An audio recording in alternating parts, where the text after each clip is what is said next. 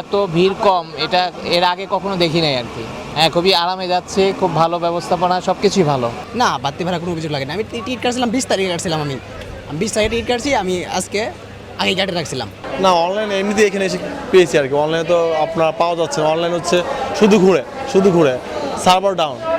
এর জন্য আমরা অনলাইনে অনেক ট্রাই করেছি, আরও 10 দিন আগে কিন্তু পাইনি। এখানে আসছিলাম যে এখানে টিকিট না পেলে আমরা বাসে যাব, কিন্তু এখানে টিকিট পেয়ে গেছি একজনের কাছে। আমরা তার কাছে ব্ল্যাক থেকে কিন্তু একটু বাড়তি ভাড়া নিবে, এটা স্বাভাবিক। ব্ল্যাক বলতে একজন আমাকে বলছে সে নাকি বাড়িতে যাবে না, তার টিকিটটা আমরা নিয়েছি। আর আজও সে দালাল কিনা আমরা তো বলতে পারতেছি না। হ্যাঁ, বাইরে থেকে উনি মেবি বাড়িতে যাওয়ার উদ্দেশ্য ছিল, ওনার যাত্রা ক্যান্সেল হয়ে গেছে, যার ক্ষেত্রে আমরা এখন ওনার টিকিটটা আমরা নিয়ে নিয়েছি। বিগত বছরের তুলনায় এবছর অনেক ভালো, কারণ গত বছরে অনেক গ্যাঞ্জাম ছিল, অনেকেই টিকিট ছাড়াই প্ল্যাটফর্মে আসছে, আবার ট্রেনের উপরে উঠে গেছে।